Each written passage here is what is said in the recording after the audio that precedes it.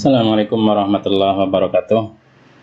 Kali ini saya akan menyampaikan tutorial terkait dengan pengaturan atau pembuatan user untuk tugas atau pengelola dalam aplikasi AKS Makom. Perlu diketahui bahwa aplikasi ini adalah multi-user, artinya bahwa dalam satu database itu bisa dioperasikan dari banyak komputer, tentunya dengan jaringan atau mungkin dengan hosting atau online, dan masing-masing user itu bisa membuka secara bersama-sama.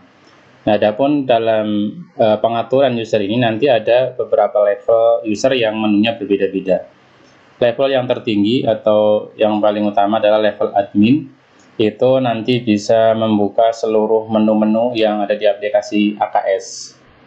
Kemudian yang kedua level teller. Level teller ini di bawahnya level admin. Jadi kalau admin itu bisa melakukan penyetingan, pengaturan, dan termasuk perekaman transaksi. Tapi kalau teller ini hanya bisa melakukan perekaman transaksi dan cetak-cetak laporan. Tapi tidak bisa mengatur setting atau pengaturan-pengaturan yang ada pada AKS. Kemudian yang selanjutnya adalah supervisor ini. Atau monitoring. Ini level ini nanti menunya hanya bisa memonitor laporan, baik laporan teller maupun laporan dari bendahara yang biasanya difungsikan untuk kepala sekolah atau mungkin komite atau mungkin yayasan.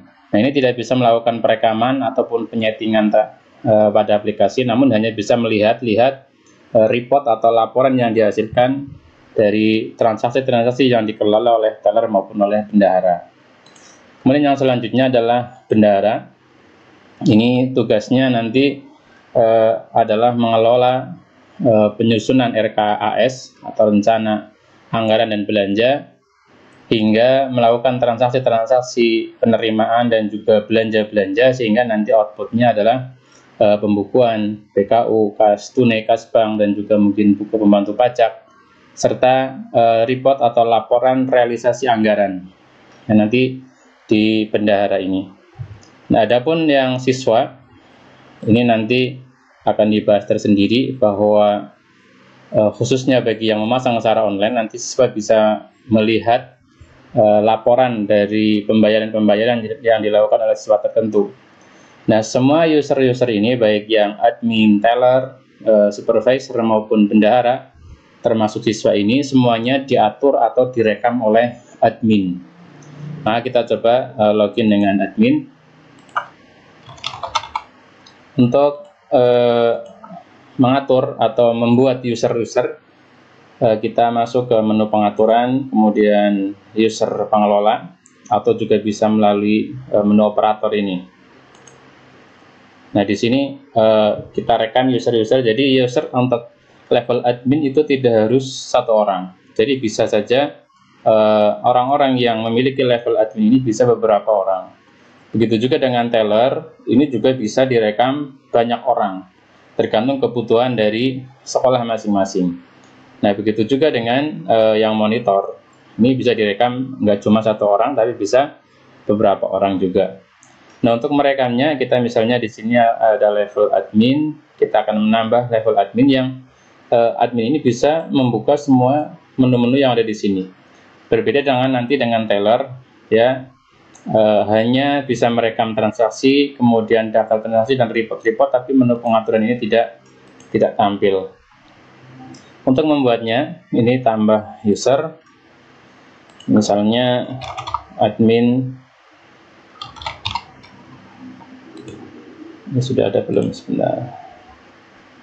Oh, sudah ada. Ini nama yang lain, misalnya Ahmad. Nicknya ini bebas, mau kode mau angka boleh. Misalnya username ini adalah yang nanti akan digunakan saat login, dan password. Jadi username dan password inilah nanti yang akan digunakan untuk login user ini. Nah, adapun nama ini tidak untuk login, tapi ini yang akan tampil pada nama pada ini nanti dashboard, dan juga nama yang tercantum pada kwitansi atau penerima. Jadi perlu diperhatikan juga bahwa nama di sini sebaiknya sejak awal penggunaan ini nama tidak berubah-ubah. Jadi ini tetap sampai akhir penggunaan ini namanya sebaiknya tetap. Maksudnya tetap misalnya saat pertama menggunakan titel, saat selanjutnya tidak menggunakan titel, dan selanjutnya. Ini sebaiknya tidak dilakukan karena nama ini akan digunakan untuk filter-filter pada report yang di situ ada filter penerima. Jadi filternya nanti menggunakan nama user, bukan menggunakan username di sini.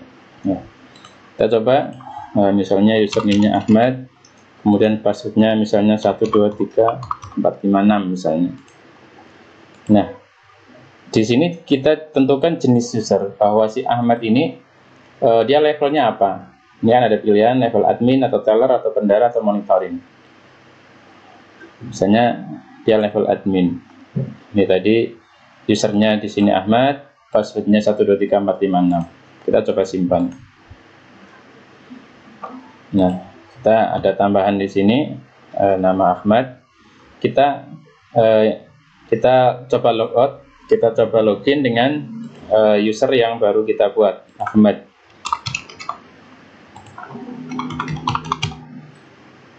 Nah, kita login. Nah, sekarang posisi yang login adalah Ahmad, user yang tadi dibuat. Nah, begitu juga ketika kita hendak membuat teller atau bendahara juga caranya sama.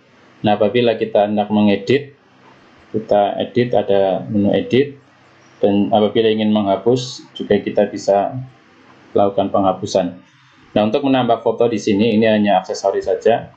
Kita bisa tambahkan dari sini, misalnya kita punya foto,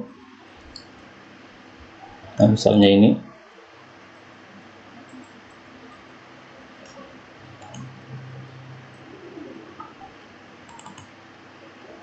Misalnya ini anggaplah sebagai foto, kita upload.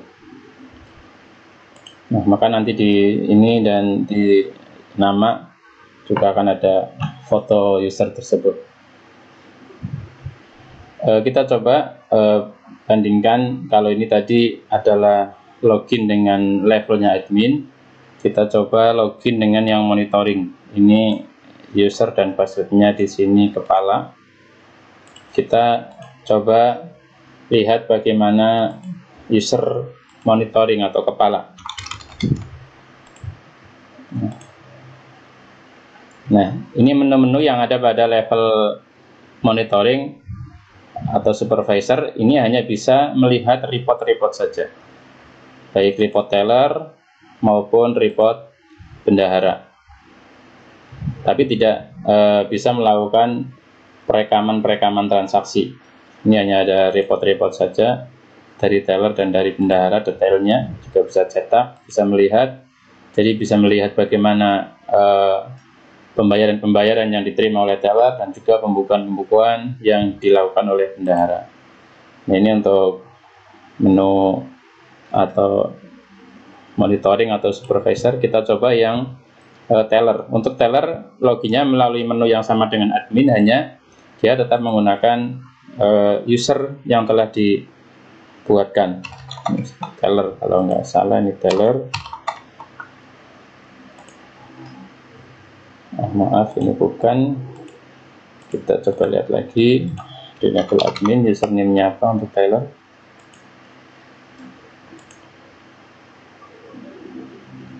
Untuk yang level teller di sini teller 2 123456.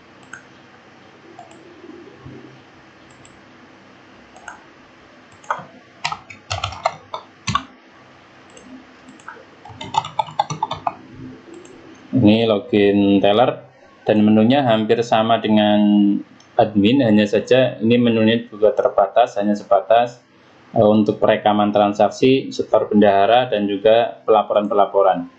Tapi tidak bisa melakukan pengaturan. Dan seluruh pengaturan teller ini tidak bisa melakukannya karena teller ini hanya sifatnya dia penerima dan pengelola penerimaan pembayaran siswa saja, dan tidak diberikan akses untuk melakukan pengaturan-pengaturan. Kemudian untuk bendahara, ini nanti loginya juga dari sini, bendahara. Nanti ini berbeda aplikasi dengan AKS, menunya juga sangat berbeda, karena menu bendahara ini tugasnya dari penyusunan RKAS, ini nanti akan dibahas tersendiri. Kemudian transaksi-transaksi, baik penerimaan maupun pendapatan, sehingga nanti menghasilkan output cetak buku di sini. Ya, ada cetak buku PKU, kas tunai, kas bank, dan sebagainya, hingga laporan-laporan realisasi di sini nanti. Nah, ini gambaran terkait dengan user-user yang ada pada aplikasi AKS, di mana di situ ada level-level tertentu dan aksesnya juga berbeda-beda masing-masing user. Nah, untuk user siswa nanti akan dibahas tersendiri di tutorial yang lain, karena ini proses pembuatan user siswa ini agak sedikit berbeda atau melalui menu yang berbeda. Nah, demikian, terima kasih, semoga bermanfaat. Assalamualaikum warahmatullahi wabarakatuh.